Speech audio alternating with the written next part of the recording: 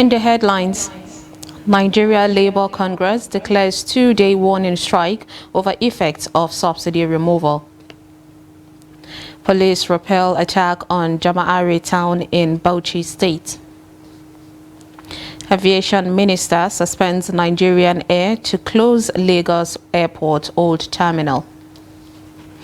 And on the international scene, at least 48 civilians killed in DR Congo, crackdown on anti-UN demonstration in Goma. Hello and welcome to Trust TV News Update. I am Sumaya Abubakar.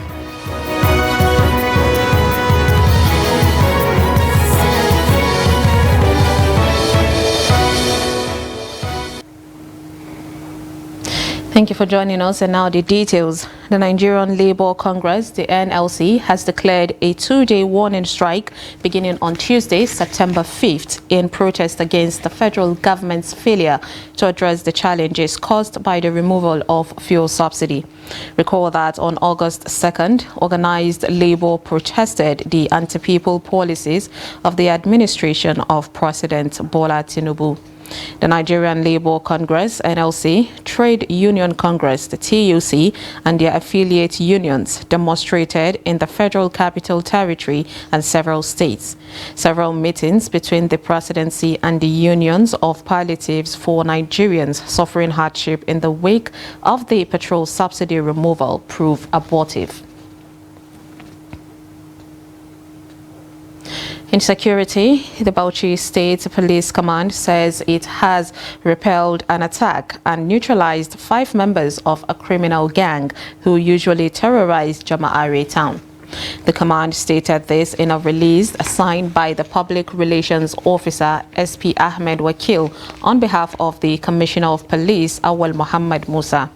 According to him, a combined team of operatives in conjunction with a quasi-security outfit encountered the suspected kidnappers and bandits that recently attacked a market and kidnapped one businessman in Jama'are.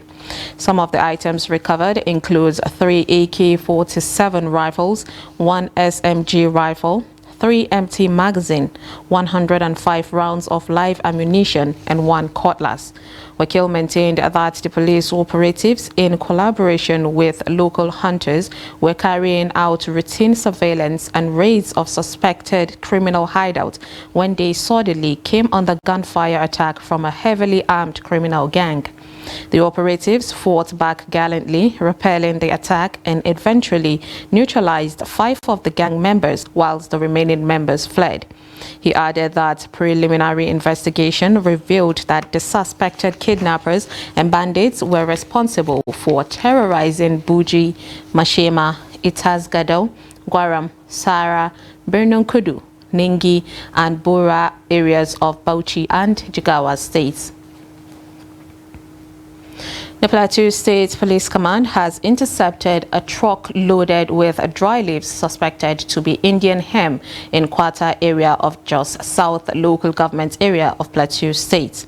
The State Commissioner of Police, Okoro Julius, while parading the suspect, said the arrest was made following a tip-up by an informant. Additional that in receipt of the information, the command quickly mobilized its men to the area. He said upon citing the officers, the suspect took to their heels, and then, however, that 4 suspects were apprehended after a hot chase. He said when the vehicles were searched, 100 bags of dry leaves suspected to be Indian hemp hidden under gin cartons were recovered.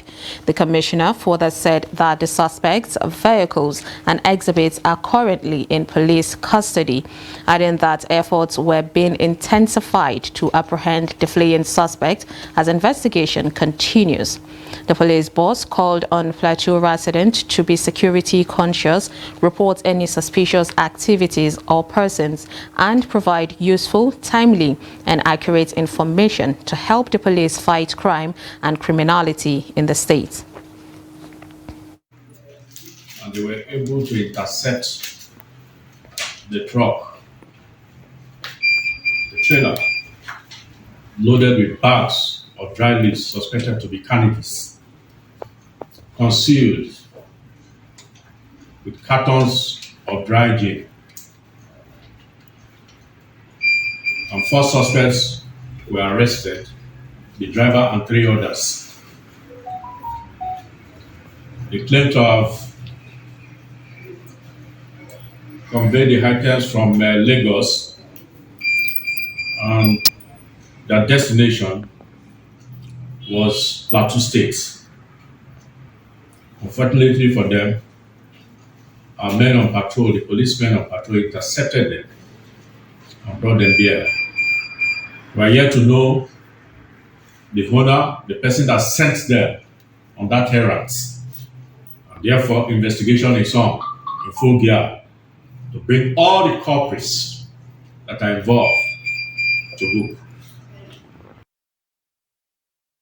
Meanwhile, police in Imo on Friday said 2 suspected kidnappers have been neutralized and the victim rescued at Avu near Owerri.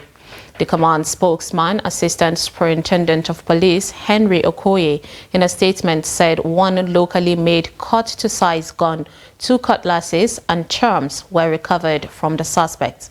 He said the police swung into action following a distress call made by a Good Samaritan along Umwe-Zoro Kam Avu in Owerri West local government area in an attempt to kidnap a man. The command spokesman said the victim was rescued with a deep machete cut on his hand and other parts of his body and was immediately rushed to Federal Medical Center Owerri, where he is currently receiving medical attention. He said the lifeless bodies of the neutralized hoodlums have been deposited at the morgue for preservation. He commended the DPO, Nekede, his men, and the local vigilantes for a job well done. Now, away from that, women in the cabinet of the President Bola Ahmed Tinubu have been urged to contribute their quotas to the success of the renewed hope agenda of the current administration. Speaking exclusively to Trust TV, Special Assistant on Women Affairs in the office of the Speaker of the House of Representatives, Yetunde Adeniji, commended the 25% allocation to women in the cabinet of the current government, while calling on them to give their best to deliver on the responsibilities given to them. According to her, women's economic empowerment and active participation is central to realizing women's rights and gender equality. Of ministers, we have a 25%, if not, representation out of the 35% affirmation that we've always wanted. And that is extremely fair enough. We're still gunning for more. You know, we still want more. But what we have, and then we have these women in strategic ministries. And these strategic ministries that we have them in are ministries that cater to women. You look at humanitarian, you look at women affairs, you know, these are ministries that cater to the issues of women, and who more to understand women than a fellow woman. So these women will be in the right position to ensure that, you know, women are catered to. They will bring up initiatives, they will bring up projects that will cater to them, and also make sure that women are also well represented within those ministries. Benue State government's plan to empower 5,000 women and 2,000 youths from the 2 billion naira palliative is greeted by mixed reactions. This is coming as subsidy removal continues to bite harder on many Nigerians. Jimmy Atsande reports. Benue State Governor Hyacinth Elia had recently unveiled his administration strategies aimed at cushioning the effect of fuel subsidy removal, which stirred up reactions from residents. Most of the Benue residents say the idea of fuel subsidy removal is a good one, though most families are finding it difficult to meet daily needs. Personally, I would like to first of all establish that fuel subsidy removal is in the best interest of this nation. Having said that, it is very obvious that people are passing through hardship, particularly those from the lower class in the sense that are not, their income was not something to talk about. The resident also said the empowerment of 5,000 women through grants, 2,000 youths in ICT and provision of 100 buses for intra and interstate transportation, if achieved, are commendable strategies. And he has already outlined a lot of things that he wants to carry out. And so far, they say that about 2 billion he has received 2 billion, and he has outlined many things that he intends to do. That is to create, to give money to women cooperative about over 5,000, and he's going to train youth in ICT, over 2,000 youths in the state on ICT, buying of buses for the Benue links, that is to boost transportation. The residents also react to Governor Alia's policy to pay for all candidates sitting for SSC next year in public schools. Most especially with the issue of transportation, the governor said he's buying new vehicles to put them in Benue links, as a state transport company, so that it will cushion the effect of transportation. And for the paying of WAEC fees, there are parents that can't even pay for their kids in the school now for WAEC because of the subsidy removal. But paying of the WAEC fees now, it's also a brilliant one. The governor recently told Benue residents that he has so far received 2 billion naira from the federal government to disburse as palliatives to the people. Jimmy Azandi, Trust TV News, Makurdi.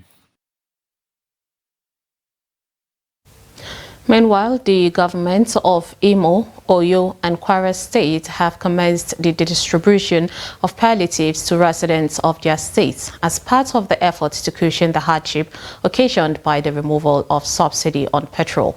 The items distributed include bags of rice, yam flour, beans, vegetable oil, as well as cash. The report.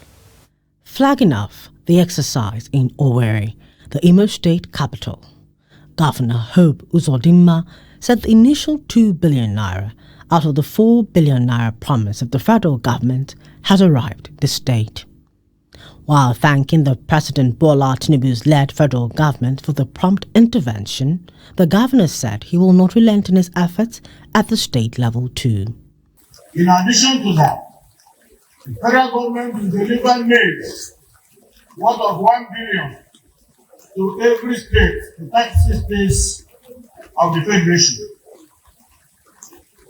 Which means that 1 billion naira worth of maize will also be delivered to Imo State. Some stakeholders expressed gratitude to both the federal and the state governments for providing citizens with the needed assistance at a difficult time like this. Let me also use the opportunity to thank His Excellency immensely for this show of love, for this show of kindness. In Oyo State, Governor Seyi Makinde, while flagging off the distribution of food relief items, a component of her Sustainable Action Plan for Economic Recovery targeted at over 200,000 households, assured that his administration would adopt innovative ways to frontally address the issue of hunger, poverty and economic stagnation. Governor Makinde, who addressed the enthusiastic crowd at Obalamidi Olayiwola Adeyemi Stadium in Oyo Town, lamented the worsening economic situation in the country and promised to raise the standard of living of more indigents through different initiatives. Here in Oyo State, we are talking about sustainable actions for economic recovery. SAFER. Today should not be the first and the last. They should continue with this program often and often. At a similar event in Kwara, the north-central part of Nigeria, the state governor said the palliatives are only a show of empathy with the people as more sustainable initiatives are being implemented in phases to ease the living conditions of the people of the state. He was represented by the Speaker, Kwara State House of Assembly, Yakubu Danladi Salihu. Over the last few weeks, our government has rolled out different palliative measures to support the people in the formal and informal sectors. Some of the beneficiaries at the event were full of gratitude to both the state and federal government for the gesture.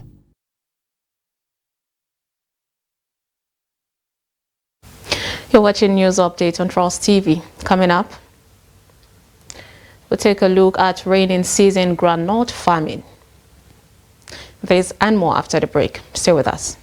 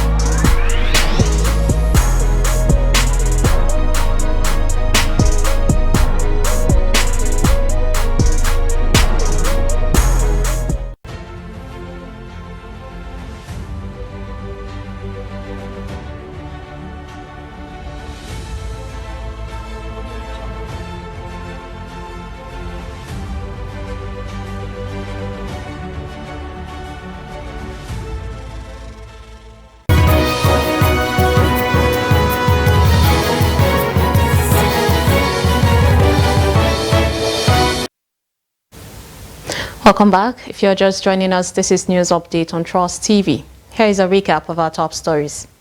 We brought you Nigeria Labour Congress declares 2-day warning strike over effect of subsidy removal.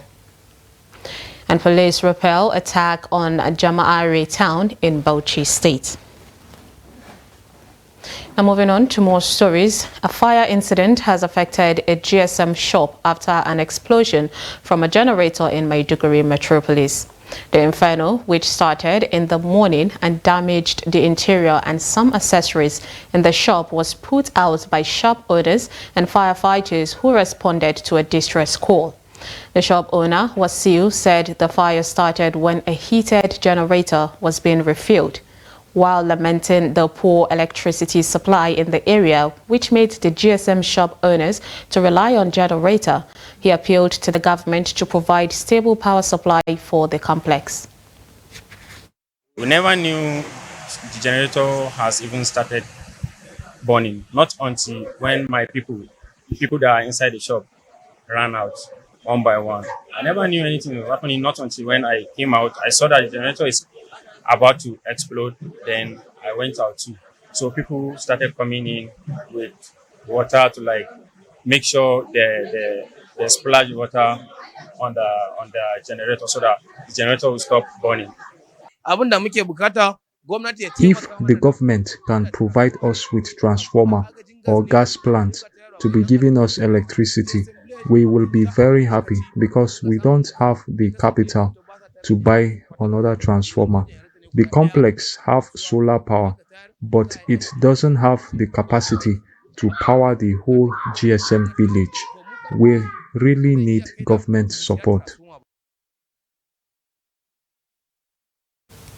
Now, during Nigeria's agricultural boom, groundnut contributed to the sustenance of the Nigerian economy through revenue from exports to both foreign and the local markets.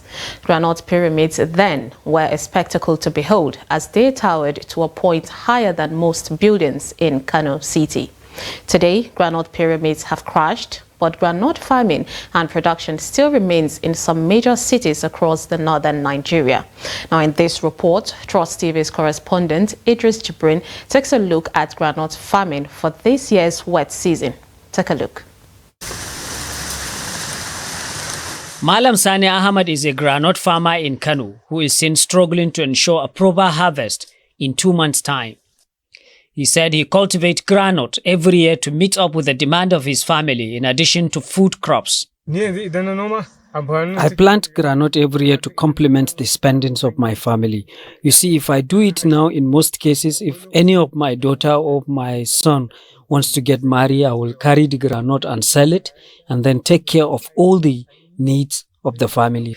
Over the years, the shift from agriculture to oil as the major revenue generator at between 1960 and 1970s as the major export in Nigeria is the sole reason for the disappearance of the groundnut pyramid in Kano. While this is true, farmers say there are also several environmental factors that contributed to the crash of the groundnut industry in Nigeria. You see, why people have been running away from groundnut farming in recent years is because, there are so many problems. We used to have groundnut pyramids, but groundnut pyramid is no longer here. So if you cultivate the groundnut, you have to take it to the local market, and the local market, they won't buy it at a good price. But nowadays, groundnut is expensive. You can see that many people are returning to groundnut farming across many parts of Kano State. According to traders, most of the groundnuts now processed and consumed in Kano is not cultivated from Kano, but are brought from neighboring state, which is why groundnut is now expensive across many parts of Kano State. Groundnut is now expensive. Why it is expensive? Because the situation we are in. Food is expensive, everything is expensive, and many people now returns to groundnut. People do eat it to sleep, to drink water and sleep, and that is why sometimes it's expensive. And plus, if it is very limited, we don't have it much. So that too also contributed to the reason why groundnut is also expensive. Now, most groundnut you see here are being brought, some from Niger, some from Nasarawa, some from Lafia, some from Kogi. But the Kano groundnut is not ready yet, but we are waiting for it. But most of the one that we are selling here is not from Kano. That is why it's expensive. Lack of improved seeds, inadequate government intervention, and the disappearance of the popular groundnut pyramids are some of the major reasons why groundnut farming is no longer booming in Kano. But with the recent change in price of these cash crops, farmers in Kano are gradually returning to groundnut farming across many farming communities. Idris Jubrin, Trust TV News, Kano. In business, the Minister of Aviation and Aerospace Development, Festus Keyamo, has directed airlines and companies operating in the Murtala Mohammed International Airport to move to the MMIA Terminal 2, as the old terminal will be shut down for repairs from October 1st, 2023. This is as he suspended the Nigerian Air Project, the concession project, and other contracts on the grounds that he owes it to the government and Nigerians to give an honest assessment. The minister said the concession and national carrier will be suspended until he briefs the president. The minister disclosed this on Thursday during a tour at the international airport in Lagos, where he was accompanied by Kabir Yusuf Muhammad, the managing director of the Federal Airport Authority of Nigeria, FAN. He also said all private hangars like Dominion Hangar, Ian Hangar and others would be relocated to pave way for expansion of the new terminal. We will talk with them. Those private hangars that are disturbing the expansion of the apron for the big bodies to come in for us to use the new terminal, they must have to make sacrifices for Nigerians as a whole. So the private rights of people cannot override the comfort of Nigerians as a whole. That's all we are saying. From the international scene, at least 48 people have been killed in a crackdown on an anti-UN protest in Eastern Democratic Republic of Congo, according to sources and official documentation revealed by AFP on Thursday, raising a previously reported death toll. On Wednesday, Congolese soldiers stopped a religious sect from holding a demonstration against United Nations peacekeepers in the city of Goma. Some 10 people were initially reported killed after the troops entered a radio station and a place of worship, according to local sources. A policeman was also lynched in the violence. But an internal army document consulted by AFP on Thursday and verified by security officials gave a toll of 48 people killed in the incident, in addition to the slain policeman and 75 people wounded.